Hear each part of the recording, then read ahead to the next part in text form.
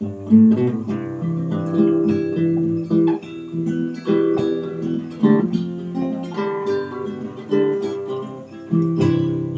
my bucolic life, free, healthy city strife.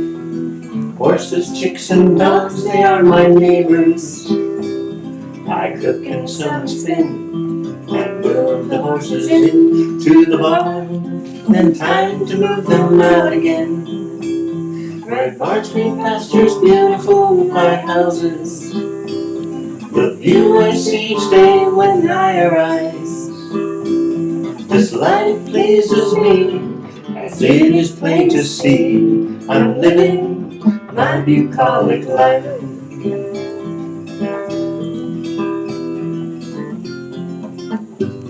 Hello.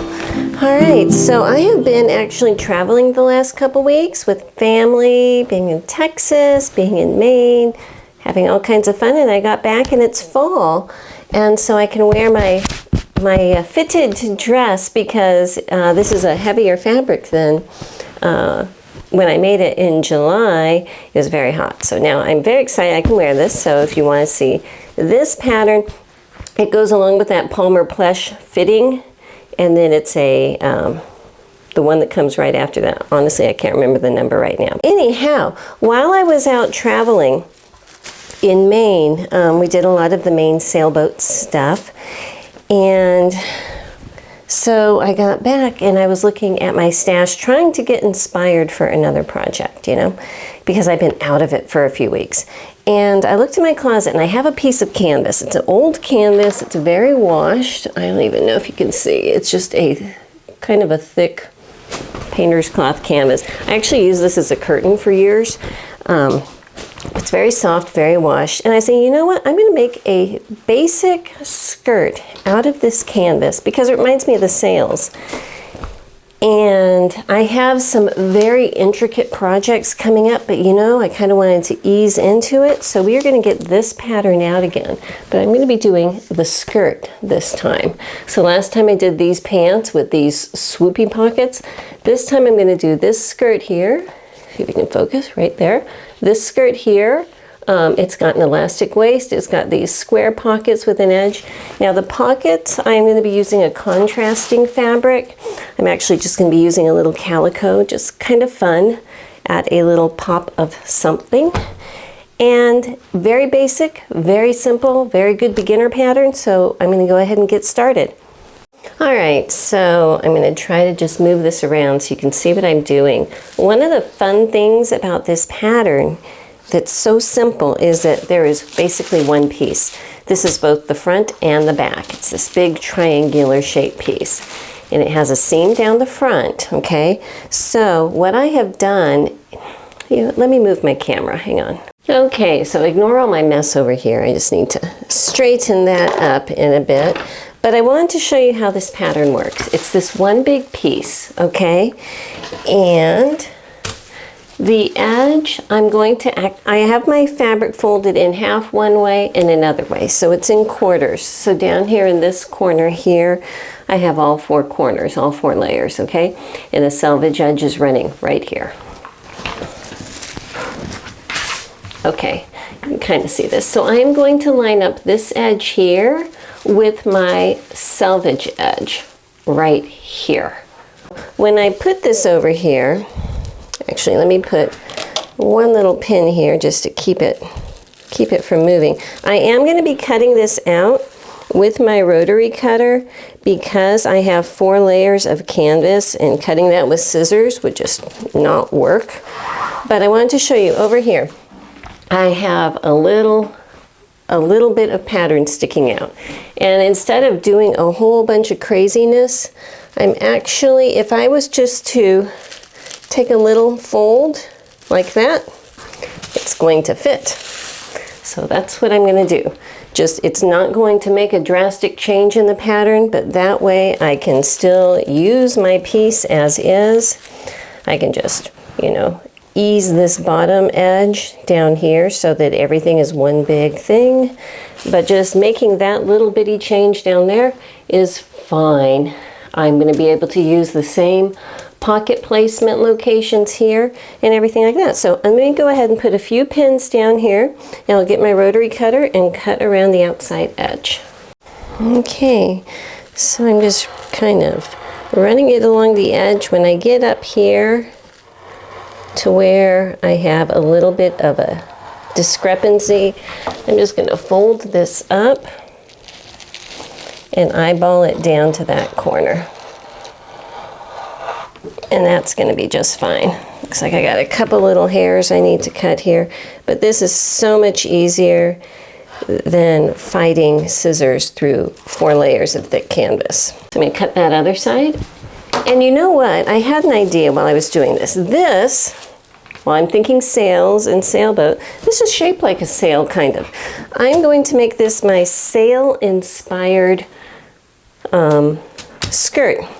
So with that, what I'm going to do is actually for these pockets here, I'm going to make the sail flags.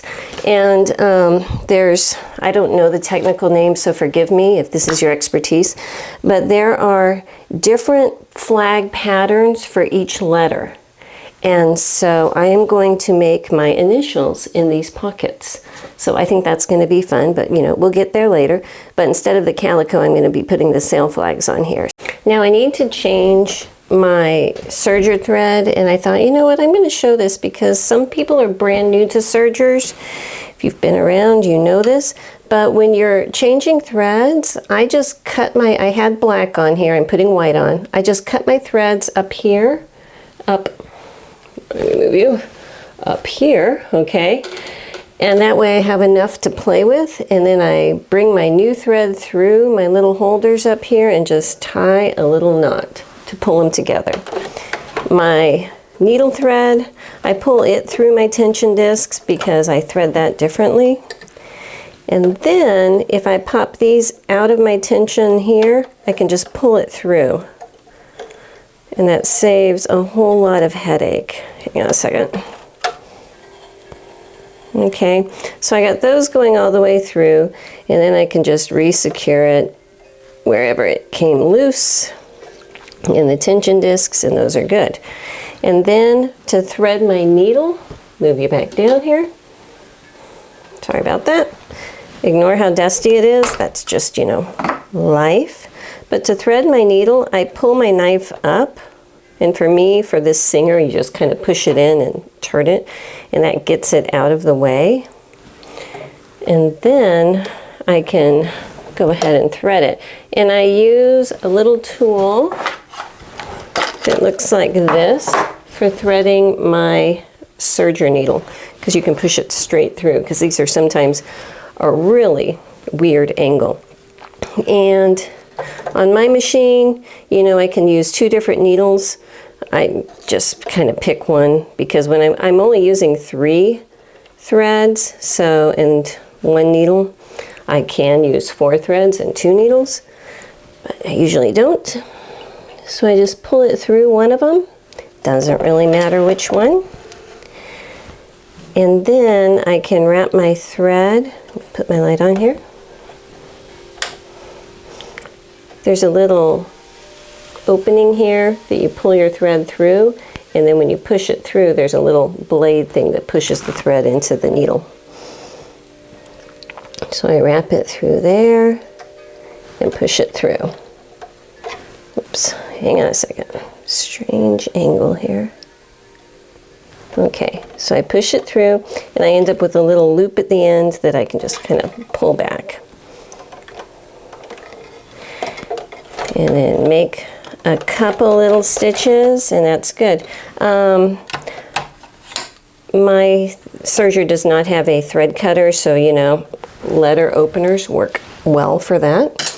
And also, what else do I have here? Oh, my serger was bouncing all over the place and making vibrations and stuff, so I cut up a welcome mat. Here it is, the welcome mat, all cut up. And I actually have a piece of it here. I have a piece of it underneath. Hang on a second. if you can see, just ignore the dirt again. Down on the floor here where my pedal is, I have a piece of that welcome mat there, and it's glued to the, or screwed to the floor, so this won't vibrate around and move. And I have some of it underneath my Meister down underneath here. So, you know, just do what you need to do. But that welcome mat, it's that thick rubber type, and it really helped the vibration. It won't move all over the place. So there's that. My serger is now re-threaded with white thread, and we can get started. Okay, so the first thing I'm going to actually work on is the pocket. And so there are 2 pockets, you know, just cut around. I'm going to mark my little fold line. This is my heat erasable pen. And I'm going to mark each side of that fold line on both of these pockets. So I can draw that line straight across right there. And then I can draw the line, the fold line, just because it makes it easier to be accurate. Who doesn't love that? So I have both my pockets drawn, and the first thing I need to do is fold under that top edge by about 1/4 inch and press it down. And do I stitch it? No, they just want me to go ahead and fold it. So I'm going to press it down 1/4 inch on both sides, but I'm going to make sure I don't iron this or else my line will disappear. Okay, so now I have my little folded under edge facing me, and I'm going to fold it down because our actual edge of the pocket is going to be on the outside. So I'm folding it along where that line is. I'm going to pin it down here and make sure that fold line is at the top edge. I'm actually going to go ahead and press this before I stitch it so I can make sure I have a nice top edge. Try to even that out a little bit. And then what I'm going to do is stitch down along the edge, straight over across this edge, holding it down, and then back up so that that'll be nice and secure. Now my fabric, you can see it's fraying like crazy. So after I do that, I am going to go ahead and run the outside edge, not the top, but just the outside edges in my serger just to secure that so it's not going to go anywhere. Okay, so what I'm going to be doing is just running at about 1/4 inch here on the side, back it up, and then getting to as close as I can on the little fold here. And then I'm just going to use this inside edge of my presser foot here to be my guide.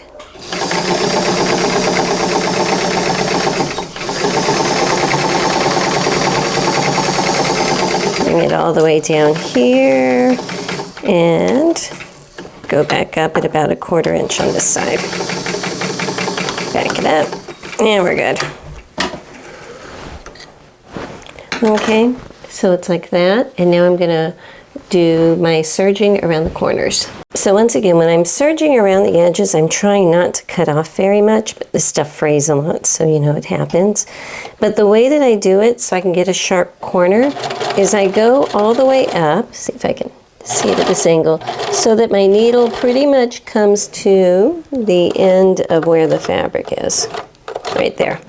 And then I lift it up and turn it, put it back down, and go on. And that's going to be able to give you a really nice sharp corner with no extra threads or anything like that. So I'm going to do that around here and all the way up. So at this point I have my 2 pockets, and in the instructions they're going to want you to go ahead and use some single fold bias tape to do the edges. But I'm actually going to want to paint my flags on these first, and then I'll put the bias tape on them when they're done. And what I'm talking about are these. They're maritime flags. So my initials are MH, okay? So M is this. Okay, so it's blue with a X, okay? So I'm going to do that on this one. And the other one just has a straight line, half one color, half another color. So I'm going to paint these. I'm going to use acrylic paints and paint them. I don't think that it's going to wash off, and it'll serve the purpose well. So here it's loaded again. So again, this is going to be 1, and H is going to be that one, half white and half red. So let me do that really quick. You don't need to watch me paint everything, and I'll be right back.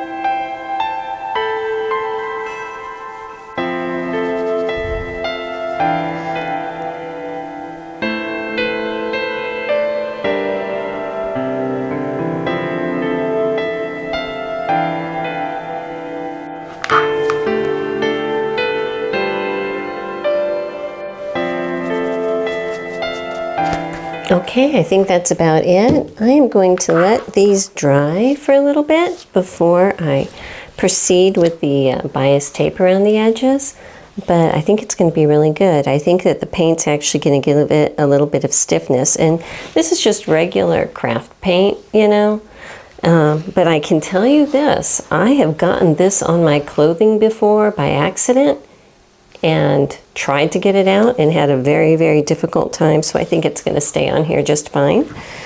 So let me put this aside and get cleaned up, and then we're going to go on with the other part of the skirt. All right, so the next thing I am going to do is serge around this piece. Before I do that, I am going to clip my notches while they are all laying on top of each other. There's not a whole lot of fit to this. These dots we don't need to worry about because those are for the swoopy pocket, okay? So don't need to worry about those, but if you're making the kind with the swoop pocket, yeah, you do. This one here along the selvage, because remember I placed my front edge on the selvage, I'm not going to be serging this side because I don't need to. There is a notch here, but I'm actually not going to cut it because this is a very straightforward on the grain connection that shouldn't need it. So really, it's just time to unclip it all now and serge around, you know, from the around the top down and the hem of all four of these pieces. All right, so I have 2 sets of 2 pieces, and I'm going to sew both of them together in the center front and center back, you know, as you do. So my centers are where my selvage is, and just gonna pin them and do a basic 5/8 inch seam allowance all the way down, and I will be pressing this seam allowance open after I sew it. Okay, so right now I have 2 sets of these big old panels, you know, they're sewn together down the center front. This is pressed open, and I have one of them on my dress form. Let me see if I can switch you over there. You can see on my dress form, I just have it pinned to the back of it. That's going to be my back, and we're just going to leave that there for a while. This one is going to be the front. Okay, so this one is going to be the front, and the only real difference is that the front has pockets. And so I am making size medium, and these are the guidelines for size medium. So I'm just going to poke out or punch out the top points of these lines just so I can line up the placement for my pockets when they are dry. So this outside one is medium. My leather in the back so you don't go through everything. And then I can just place this on top here. I'm going to line up the outside edge. Get my heat erasable pen and color in those 2 circles. Those are the only marks I really need. The bottom's just going to fall wherever it will. So I'm going to do the same thing over here. Line up my pattern with the outside edge and color in those 2 dots at the top. Okay, so now I can put this piece away pretty much, and as soon as my pockets are dry, I will place them on here and stitch them down. And it is fall, so I do have my aga turned on to for the season. Say hello, puppies. Anyhow, what I've done is I've just put them on top of my insulators because they're very warm, and I'm hoping that that's going to help these dry very fast. Actually, they feel dry already, so I might just have a cup of tea, give them like another 15 minutes or so, and then we can sew them on. So I was just looking at the pattern, and it says it calls for 1/2 inch wide double fold bias tape. And I do not have 1/2 inch wide double fold bias tape in the color I want. I have this single fold bias tape, okay, which means the edges are folded in, but it's not folded in half. So I'm going to fold this in half. It's not going to be exactly 1/2 inch wide when I'm done, but it's going to be wider than the other one. But the one thing that I want to show you is bias tape. When it's folded in half, one edge needs to be slightly farther than the other, okay? So if you can see, if it's like this, there's going to be one edge that's out farther and one edge, folded edge, that's in closer. And a way to get that nice and uniform is open one edge, slip the other inside of it, and then close that edge down. And when you iron it, it's going to make that side that you folded in automatically a little bit less to a uniform size. So I'm just going to open it all up, put this in so it goes up to that fold, and press it down. And that way I will have my bias tape all ready to go as soon as my little pockets are ready and dry. But that makes life so much easier than trying to guess exactly where to turn it. So anyhow, I'm going to finish this up. Okay, so now I am using my directions, amazingly enough, to put the bias tape on the pockets because I want to see the way that they want you to do it. And what I need to do is find on my bias tape the side that is shorter, and that's going to be the front, okay? So on my tape, it's this side, and actually I already did it, but hang on. So the side that is shorter is the front, and I could start on this side, but that's kind of awkward with my sewing machine. So I need to find that shorter side and actually start it on this side because that'll fit better.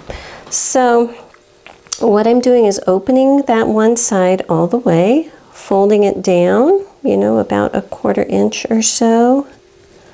Just gonna run my fingernails across the top and then fold it back together so that I have a nice clean edge along that side, okay? And then basically they just want you to slip it in.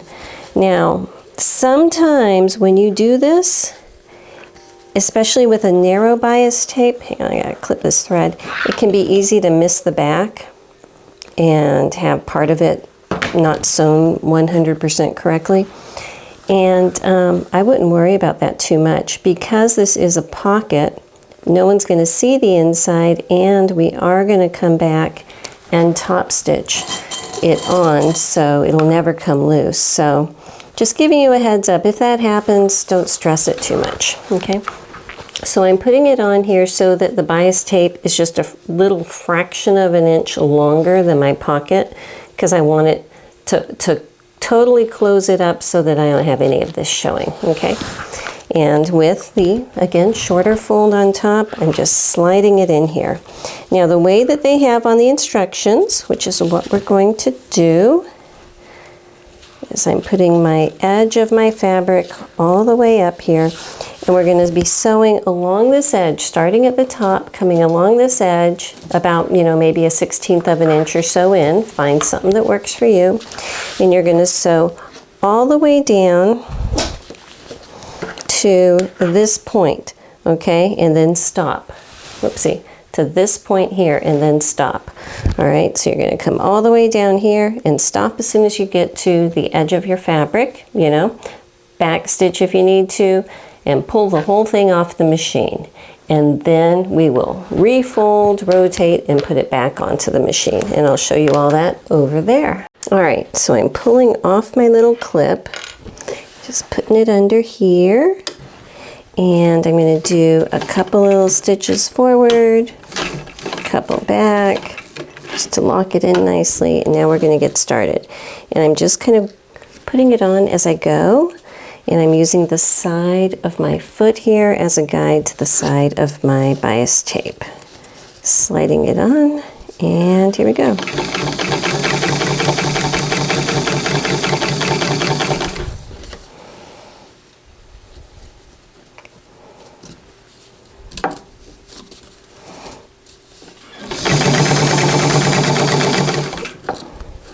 Almost here. All right, and I'm going to go all the way down to the edge of my fabric.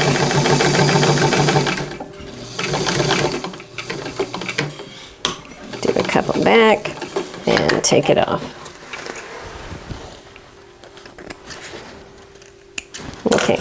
So now this is what it looks like.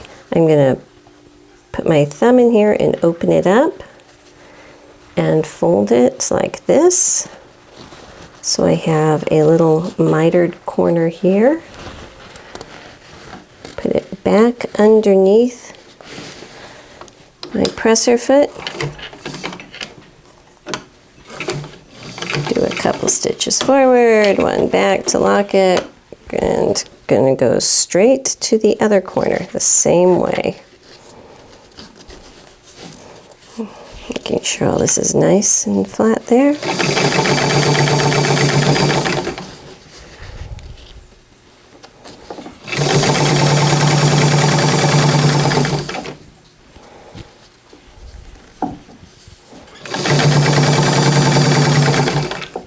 And again, I'm going just to the edge of the fabric. Back it up one or two and pull it off. And clip this. Okay. And then again, put my thumb inside to open up my bias tape. Fold it over this way. Now on the back, I'm getting a miter also.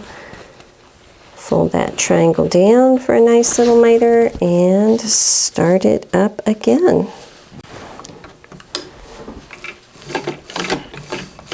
I'm going to back up one and go forward. And when I get about halfway up this side, I'm going to stop for a moment.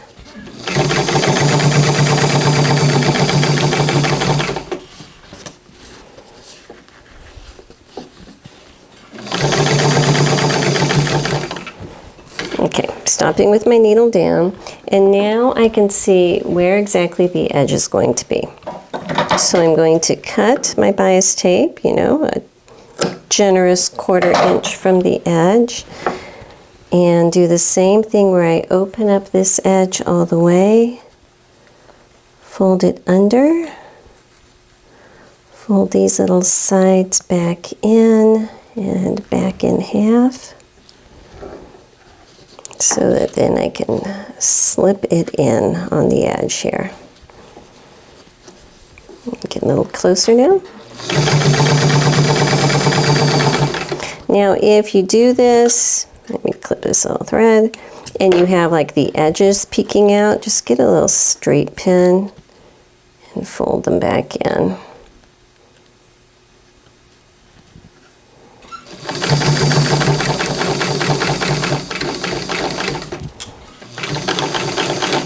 Up. Now, this is the moment of truth, if everything caught or not. And if it didn't, like I said, I'm not going to stress about it. So I'm going to clip this thread here. And I also have threads at each little corner to cut off. Okay, so on the back side, it looks like this is all sewn, that is sewn, and that is sewn. So I actually did catch it all, but if you didn't, don't stress. If you have a big area that is like not caught, what I would do, because it's not going to get seen, is throw a little bit of stitch witchery under there and iron it down, and that'll hold it. All you need it to do for this pocket. So now that I have these done, I'm going to go ahead and place them on the front of my skirt. Okay, so this is interesting. I put these on here and my pockets are much wider than my marks. It's like, oh my goodness, did I mark it wrong? And the answer is no. These pockets are meant to pooch out some, like that. If you look on the pattern, you can kind of see a shadow there. They are set so that they're going to have a little pooched out opening. So it's kind of up to you if you want that or not. I'm not too sure that I'm a fan of it with this, just because these are so stiff because of all of the paint and everything on it. But you know what? We're going to do it. I'm going to just place my top up here, putting a pin through my bias tape, and over here Putting a pin through the bias tape and just letting this bottom part fall where it wants to. It looks like it's coming. I can make it so that this edge is pretty parallel to the front line, which is good because otherwise that could be a little bit distracting. So what I'm going to do is measure what I have here, which is through about 3 1/4 inches and about 3 1/4 inches here. Okay. And if I do that and then just let the outside edge fall where it will, it's going to look like this. Okay. So it is going to be a little open up on top, but you know what? That is a design option, and I'm going to embrace it. So I'm going to set the other pocket exactly the same way and come back here on the sewing machine and edge stitch it about a 1/16 of an inch in, all the way along the edge on the outside of my pocket. All right, so I sewed all of the outside edge, and then I came back and I just, you know, obviously you can see, just went straight across, and on the top part of the bias tapes, made a little back and forth all the way across. So I need to clip all of these threads back here now. You kind of see what I did there. And now my pockets are on. And, you know, they're going to set out a little bit from the skirt, but I think that that's kind of fun. So let me finish clipping these threads. All right, so I have my right side up here of my front. I'm putting my right side down of my back. I'm going to pin the sides up here together. And my battery's about to die on my camera, so I'm going to need to switch that. Okay, but I'm going to pin up these two side seams and sew them at 5/8 and then press that seam allowance open on both sides. All right, time to get started on the casing for the waistband. And when I made this pattern up for the pants, I used the large size because I needed that for my hips. But the skirt is a lot wider at the hips, you know. And so based on my waist measurement, I can use the size medium. But I don't want to cut the large off the waistband in case I want to make the pants again. So I just punched my medium, and on one side I need to mark these little holes I just punched because that's going to be the opening where the elastic's going to go through the casing. So I have punched them, I have now marked them, and there they are.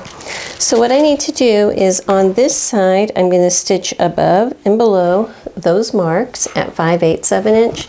And on this side, I'll do the entire thing at 5/8 of an inch and press these seam allowances open. All right, so I've got them sewed, pressed open. And what I do, because feeding a very fat piece of elastic into a casing with a floppy seam allowance is just torture, you know? So what I do is I take a piece of stitch witchery. This is enough for both sides probably. Just tuck it under there and iron those down. Okay, and that's going to keep them glued down. I've done this side already, so you know it's not going to butt up, and that way when I'm trying to push my elastic through, it'll be fine. It's not going to get caught like this will. So let me go ahead and iron down my stitch witchery underneath my seam allowance, just like that on this side. And now what they want you to do is fold it in half with your wrong sides together. Okay, so the outside is the right side. I'm going to press it so I have a nice even edge here, and then come back about it just on the inside of my serging, so just under a 1/4 inch. I'm going to do a straight stitch across there to close it up permanently. Okay, so here is my front, obviously, and I want to find the side that has the little opening. And here it is. And I want the opening to be on the outside of the band. So if it's folded like this, so the opening's on the inside, fold it like that, okay? So looking at the front, I'm putting my side with the little opening over here. And I'm going to match up my side seam with, match up my side seam with the seam on my little waistband here. And kind of enclose it in here. And then just match up the center front and center back. There were some little notches on there that we can match up. And once all of this is matched up and pinned together, let me just put one right here real quick.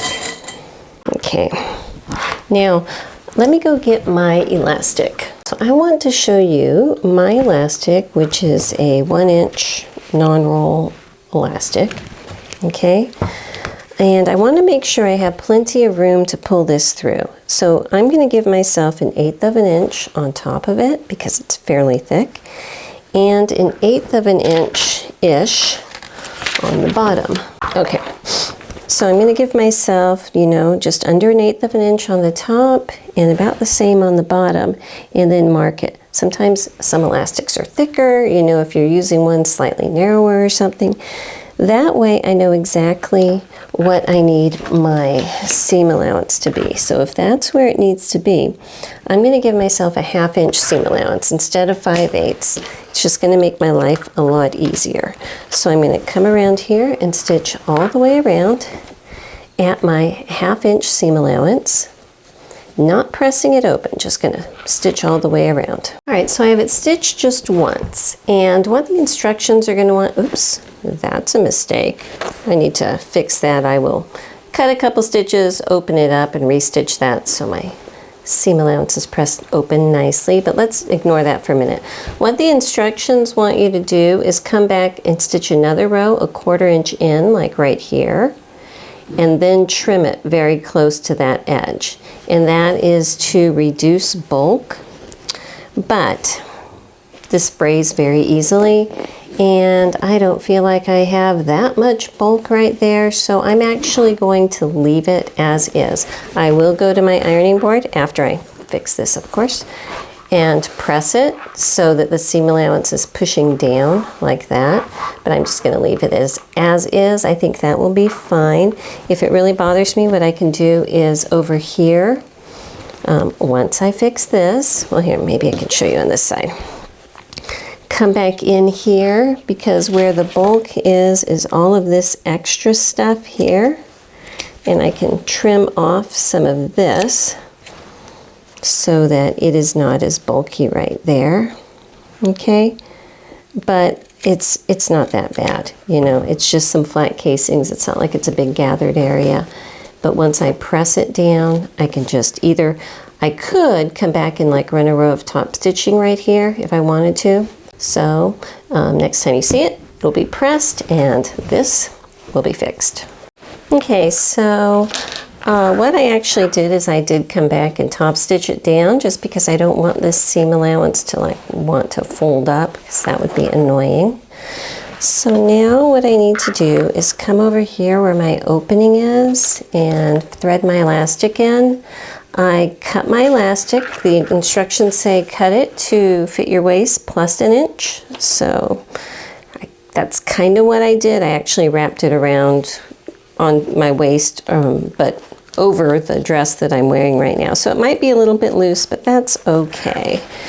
It can hang down a little bit lower. And using my bodkin, just going to feed it through. So you don't need to watch this all the way. Let me check back with you, and I just have a few inches of elastic poking through this side. Sometimes when you're getting close to the end, it's kind of hard to pull everything through, so I stick a pin through the eyelet in my bodkin, and that gives me a handle so that it's not going to slide backwards any. Make it easier to pull all of this back. So now while I still have a few inches of this side, I am going to clip it to my seam allowance so it's not going to want to pull loose as I get the last of this side over. Just like that. And now my bodkin, I can pull it the rest of the way through here. and make sure that my elastic stays nice and flat. All right, so let me go ahead and stretch this out to get it a little more uniform. Now, this is a pretty thick and very wide elastic, so I am going to be stitching both sides to a piece of fabric. So let me show you, let me go get a piece of fabric and I'll show you how that's done. I want something fairly thin, so I'm just going to get a scrap from my lining scrap bag because that is very thin. I just need a little piece. And what I'm going to do is sew this side to the fabric, and then once that is sewn on, I will sew this side to the fabric. I'll be right back. All right, so this is what it looks like right now. This is the back side. Not really pretty, but it does the job where I'm sewing both sides to it. So what I'm going to do is just take this super long one off, fold these in, and just very carefully let the whole thing pop back into the casing. My fabric is light enough, actually I'm going to trim off. My fabric is light enough that that little edge is not going to hurt anything.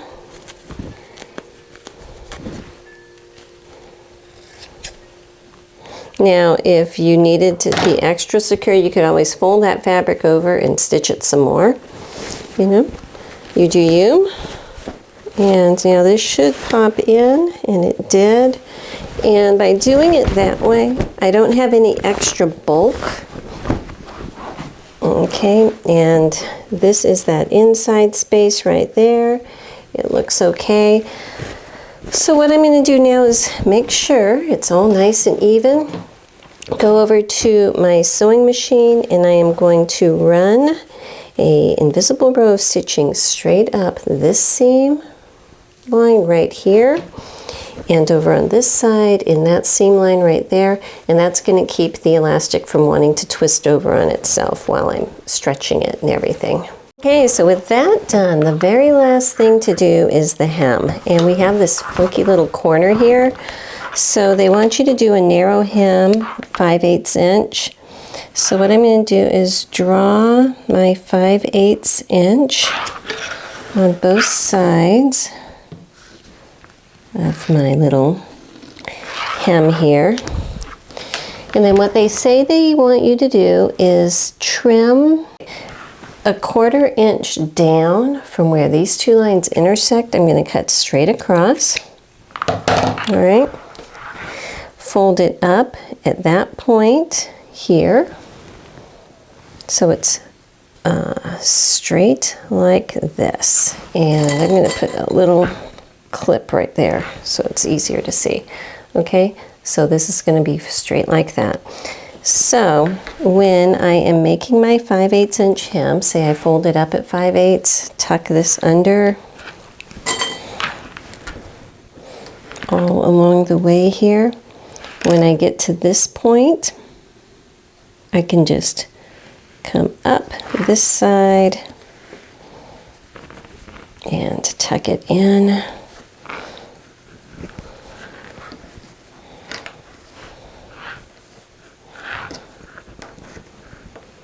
It's a very fat little hem right there. You know what I'm going to do? I'll tell you what I'm going to do. I'm going to draw a line where the top kind of comes, all right? It gives me an idea.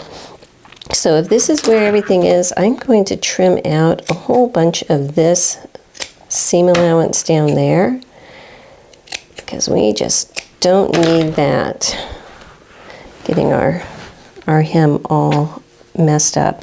So now that I have it trimmed straight across here and these seam allowances cut out up there, if I just do the 5/8 inch straight down that way, oh, that is so much thinner. Okay, so I have one seam allowance coming out. I'm just going to fold this edge over, turning this one up, turn it under to that 5/8 inch. And now that I have all of that done, when I get down here to the bottom, I can make it look nice and neat. So I can tuck this in, tuck this over like that. And because I trimmed out that seam allowance, it's a lot better. It's a lot thinner right here, okay? Everything else on the hem is very easy. It's just that's how I am folding all of this. And what I'm probably going to do is come back and right here where all of this is, I'm going to do this by hand, just so I can make sure it's going to be, you know, set and it'll be fine. But then once these two corners on opposite sides are done by hand, then I'll come back and I'll do the whole thing by machine, okay? But that way I don't have to wonder if these things are getting messed up when I'm stitching or anything. Very easy. Okay, so I got my needle and thread. I'm just gonna start with my needle under the seam allowance and coming up, and that's gonna bury that knot.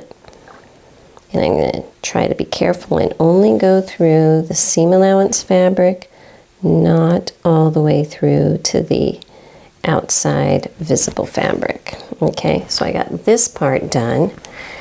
Now I'm gonna move my little clip here. Use my straight pin to make sure all my little edges are tucked in there nicely. Come back here. Get these out of here.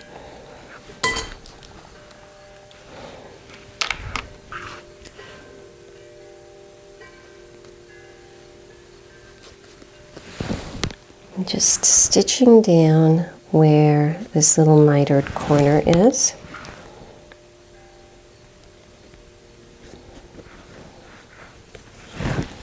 Okay, so on the outside it's nice and neat. And then I'm going to come back up here and stitch this little bit. Again, just only going through the seam allowance on this part. Oopsie, that happens. Up here. And now I'll just make a couple stitches, making 1, 2 stitches and 1 sideways to lock it. And I can trim that. And then at this point, so this whole little part here is all done and set. So now it'll be easy to go ahead at my ironing board and press under 1/4 inch and then again to make a nice little flat edge so that I can stitch that on my sewing machine. Okay, so at this point I have my corners done and I'm pressing it under until I get to this center front or center back. When you get here, I've pressed it up 5/8 of an inch, okay? And then I came back in here and I trimmed out that extra seam allowance to just a little bit above that 5/8 of an inch mark, because now I can tuck it under and pin that, and I don't have very much bulk underneath there, and it's going to make the hem lie a whole lot better. So once I get all of this pressed down, I'm going to stitch it with my sewing machine, edge stitch it all around here, about a 1/16 of an inch in, and then we'll be done.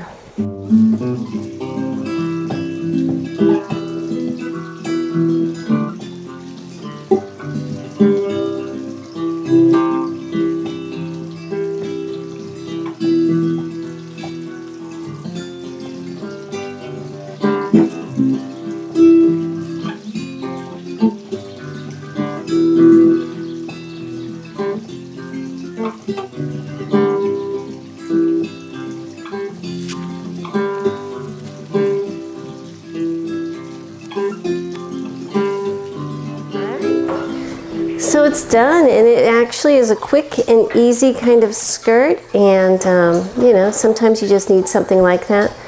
But sometimes, pardon the dogs barking, sometimes when you have a really simple pattern and a very plain fabric, it's almost like a blank canvas so that you can go off on a tangent and get creative. And so now I have my little nautical maritime skirt, which is kind of fun. So of course I had to get my ginormous fisherman sweater out to wear it. So I think I could put 2 of me in here, but it's fun. And I think that it was a good warm-up project to get back into the sewing thing. So next time I'll be ready to go. And I hope you liked it. Sometimes just letting your creativeness flow wherever it wants to has a happy ending. So I think that the pockets turned out really cute. So hope you liked it, and I will see you next time. Bye-bye.